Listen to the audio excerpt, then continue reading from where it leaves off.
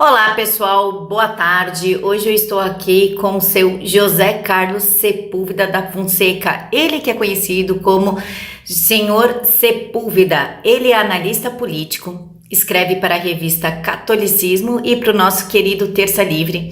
Também é apresentador do Radar Mídia e desenvolve trabalhos com a família imperial há muito tempo, sem contar que ele é querido por todo mundo. Senhor Sepúlveda, é um prazer poder conversar com o senhor. Muito obrigada por disponibilizar o seu tempo para nos explicar sobre o Sínodo da Amazônia. Camila, para mim a alegria é toda minha em estar aqui e conversar consigo. Acompanho sempre o seu trabalho, que admiro muito. E esse é um tema que está pegando fogo, né? Como a Amazônia, segundo dizem, né? Então é muito bom estar aqui para conversar sobre o Sínodo da Amazônia consigo. Já vamos começar assim com a primeira pergunta, que eu acho que é a dúvida da maioria. Afinal, o que é o Sínodo da Amazônia? O que significa isso? Olha, eu acho que talvez para muitas pessoas que não estão familiarizadas, talvez explicar o que é um sínodo, né? É uma reunião eclesiástica de bispos do mundo inteiro. Essa figura do sínodo, como ele existe hoje em dia, é uma figura que nasceu depois do Concílio Vaticano II, com Paulo VI, a partir de 1965, e segundo ele mesmo, segundo Paulo VI, os sínodos devem se realizar para tratar de questões relativas à natureza da Igreja. Eu chamo a atenção dessa definição, ou seja, é um assunto que diz respeito à natureza da Igreja. Bom, existem sínodos ordinários a cada 2 anos, existem sínodos extraordinários como este que vai se realizar de 6 a 27 de outubro em Roma, e que o Francisco I determinou que fosse um sínodo sobre a Amazônia. Realmente é um pouco curioso para as pessoas que não estão habitualmente muito aprofundadas sobre o estudo das coisas religiosas, porque é um sínodo da Amazônia.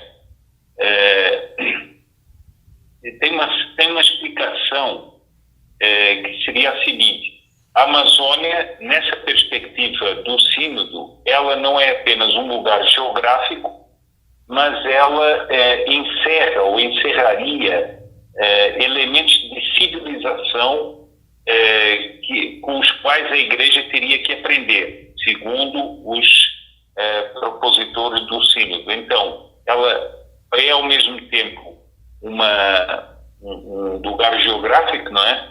Mas também seria um lugar espiritual, e por isso fazer um sínodo da Amazônia. E qual que é a importância desse sínodo para a gente?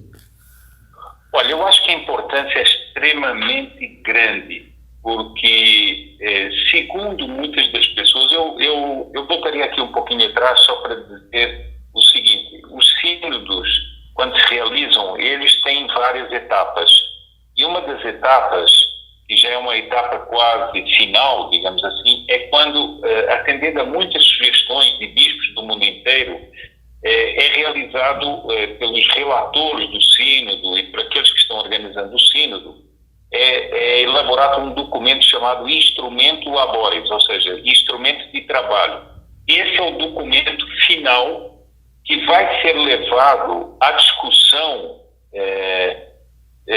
quando os bispos, vão ser cerca de 250 bispos, vão se reunir em Roma. Quando os bispos forem se reunir com o Pontífice, esse documento vai ser discutido.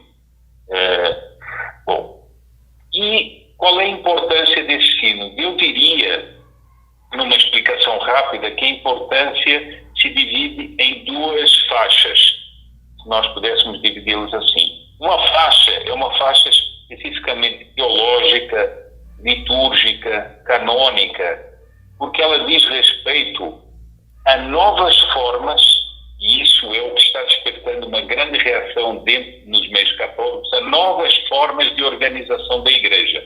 A Igreja com uma série de séculos de tradição da sua estrutura e proporia novas formas de organização, novas formas de teologia, novas formas de liturgia. Nós teríamos, por exemplo, os sacerdotes casados, nós teríamos cultos que misturariam as crenças pagãs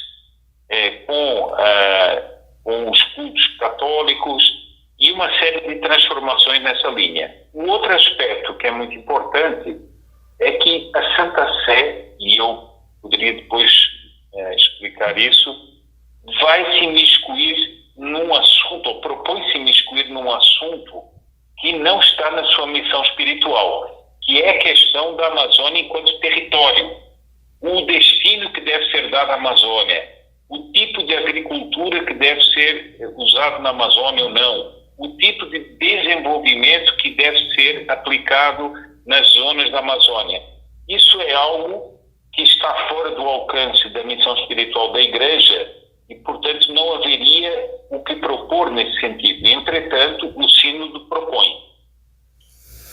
E, senhor Sepúlveda, eu li em uma reportagem, não sei se é verdade, que o Papa prega uma nova concepção de igreja na Amazônia. Eu gostaria de saber se isso é verdade e qual a sua concepção sobre isso e o que ele pretende fazer caso isso seja verdade. Olha, evidentemente que, por enquanto, nós não podemos ainda falar muito sobre especificamente as intenções do Papa.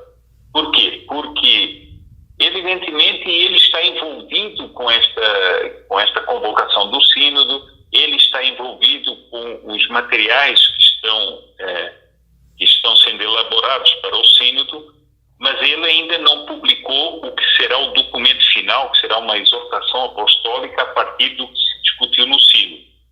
Entretanto, o relator do Sínodo, que é Dom Cláudio Umes, brasileiro, que além de ser relator do Sínodo, é porta-voz do Pontífice, tem dito que o Papa deseja tal coisa, deseja tal outra, portanto, nós estamos ainda numa espécie de lusco-fusco das coisas que ele pretende. Nós estamos vendo as pessoas que estão preparando o Sínodo falarem, como Dom Cláudio Umes, por exemplo, falar de uma igreja amazônica, o que é um pouco estranho. Para quem é católico, existe a Igreja Católica Apostólica Romana, que é universal. O que é uma igreja amazônica? Seria um tipo de igreja nova? Seria uma outra forma de ser igreja? Eu vou lhe dar aqui uma definição que está num documento de trabalho dos bispos e que é muito alarmante. Diz o seguinte: essa igreja seria uma igreja de opção preferencial pelos pobres. Ela teria que rejeitar a aliança com a cultura dominante. Ora, isso é uma expressão muito vaga e perigosa. O que é romper com a cultura dominante? Seria a cultura ocidental e cristã? A cultura dominante seria o modelo socioeconômico da propriedade privada que se adota em muitos países do Ocidente, como no Brasil? Depois diz mais, seria rejeitar o poder político e econômico para promover culturas e direitos dos indígenas. Bom, isto ainda é mais grave, porque então os bispos dizem o seguinte, que fora totalmente da sua missão espiritual, eles propõem uma forma de poder que rompa com o poder estabelecido. Ora, isso é uma proposta de uma insubordinação em relação ao poder instituído que é as autoridades brasileiras, no caso do Brasil. Depois diz o seguinte, que é preciso continuar com demarcações de terras indígenas e a autodeterminação dos povos. Ora, Esse é um outro produto ainda mais grave. Então, os bispos falam de uma autodeterminação de povos indígenas. Quer dizer que, então, nós teríamos proclamações dentro da Amazônia de independências em relação ao Brasil. Veja que eu acrescento uma coisa. Os indígenas são as primeiras vítimas disso tudo. Porque essas pessoas falam em nome deles, mas a maior parte deles não quer isto. Eles são um instrumento dessas ideologias ou dessas teologias, como a teologia da libertação. Eles são as primeiras vítimas disso tudo. E isso é extremamente perigoso. Inclusive, senhor Sepúlveda, eu li numa reportagem também, nessa mesma reportagem, que os bispos, eles detêm parte da Amazônia. Se isso for verdade, desde quando que eles estão programando essa nova Igreja Católica e por que deter uma parte da Amazônia? Olha, Camila, eu acho, digamos assim, vamos precisar um pouco essa expressão. A influência da Igreja estende-se a todo, no caso do Brasil, estende-se a todo o território nacional. E, evidentemente, também a Amazônia, onde outrora os missionários exerciam a sua função reta, função de tentar levar aos indígenas a verdade do Evangelho e também noções de civilização, de progresso, de desenvolvimento. Acontece que, e por isso, nós temos as circunscrições eclesiásticas, que são os bispados, as bispados, etc., onde esses bispos têm o seu mando. Acontece que a corrente da teologia da libertação, desviando e manipulando essa missão da Igreja, pretende tomar um exercício temporal do poder nessas regiões. Ora, isso é que é grave. Eles, então, estão dispostos a tentar manipular indígenas para criar pequenas repúblicas que seriam repúblicas manipuladas por missionários, por eclesiásticos, muitos deles, ou quase todos deles, ligados à teologia da libertação. Isso com colaboração de ONGs e de outros órgãos internacionais. Isso realmente é muito perigoso. Então, querendo ou não, a atitude do Bolsonaro, a decisão de fazer um monitoramento militar, então ele é importante e necessário.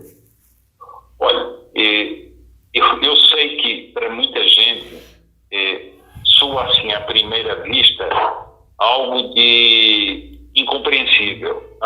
O Bolsonaro, o governo do Bolsonaro está fazendo uma vigilância militar. Até se falou, o governo vai bater de frente com o Vaticano, o governo está espionando os bispos. É claro que são tudo expressões demagógicas lançadas pela imprensa, muitas vezes a imprensa de esquerda, sobre um assunto que é muito grave. Se me permite, eu vou dar aqui uma explicação muito rápida para as pessoas poderem entender. Claro. Quando o Nosso Senhor, Jesus Cristo, instituiu a Igreja, ele instituiu, quando ele disse a famosa frase, dai a César o que é de César e dai a Deus o que é de Deus, ele não disse para não dar a César, ele disse o seguinte, dai a César o que é de César e dai a Deus o que é de Deus. O que Nosso Senhor fez com essa frase? Ele distinguiu os dois poderes.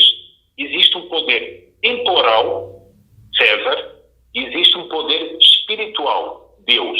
Ou seja, existe a Igreja e existe o Estado. Esses dois poderes têm alçadas diferentes. Eles devem, segundo a doutrina católica, devem colaborar para o mesmo fim, mas eles são independentes. Então, o Estado não pode se imiscuir nos direitos da Igreja. Vamos dar um exemplo muito fácil.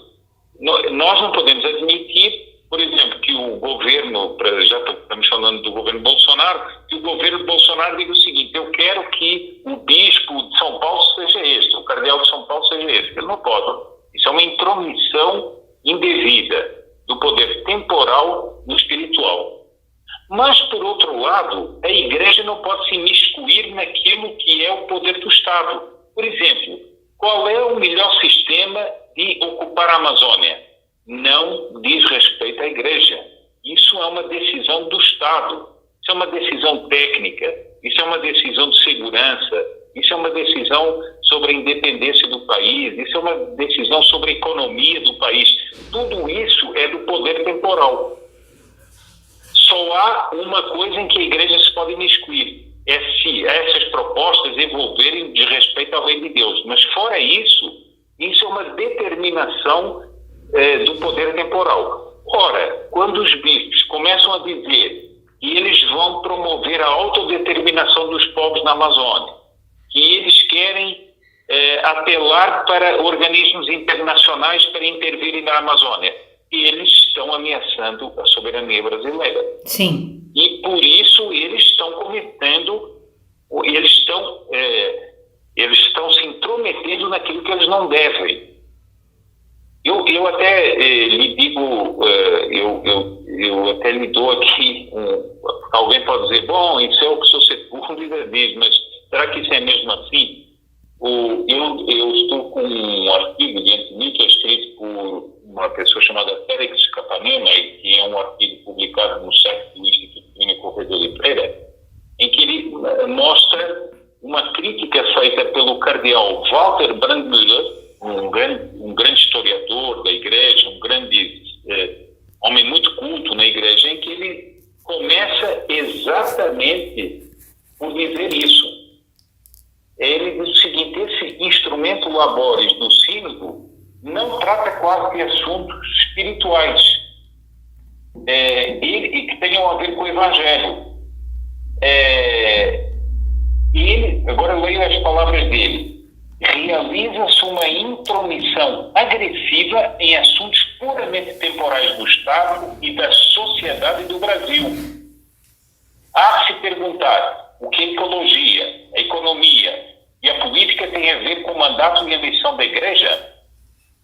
E, acima de tudo, que competência profissional e autoridade tem o sínodo eclesial dos bispos para emitir declarações nesses campos? Ou seja, qual é a autoridade que tem os bispos para dizer se há ou não aquecimento global? Qual é a autoridade que eles têm para dizer se a Amazônia deve ser explorada de maneira... Não tem essa autoridade. Bom, isto é um grande teólogo, o cardeal Walter Brandmüller, que está dizendo. Então a nossa soberania nacional realmente corre risco. Corre risco. Dita por um cardeal que é alemão. Está dito aqui por um cardeal que é alemão e dizendo o seguinte, que a intromissão que o sínodo está fazendo faz correr risco à soberania nacional, sim. E frente a tudo isso, senhor Sepúlveda, o que nós, quanto cidadãos, quanto brasileiros e cristãos, podemos fazer? Camila, eu acho que o primeiro dever nosso é esclarecer as pessoas, que é, por exemplo, uma das metas do seu canal.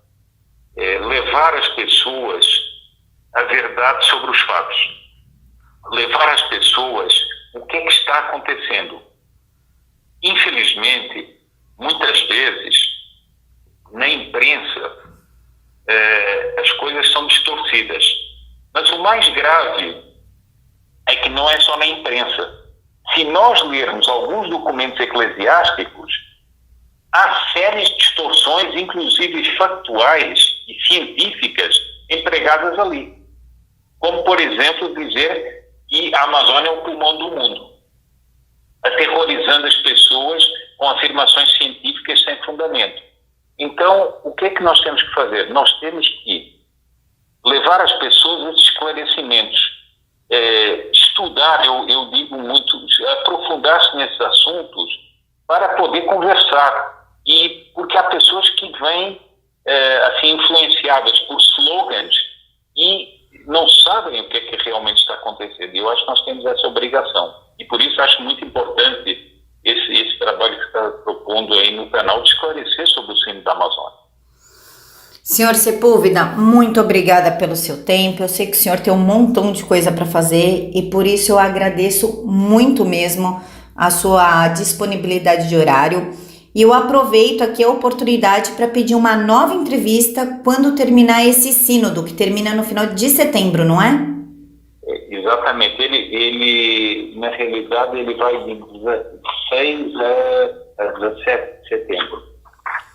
E, 6 a 27 de outubro, desculpa. 6 a 27 de outubro. e o senhor aceita esse convite, então, para depois Eu a gente... aceito, com muito gosto, porque aí já poderemos falar com mais propósito sobre o que foi decidido.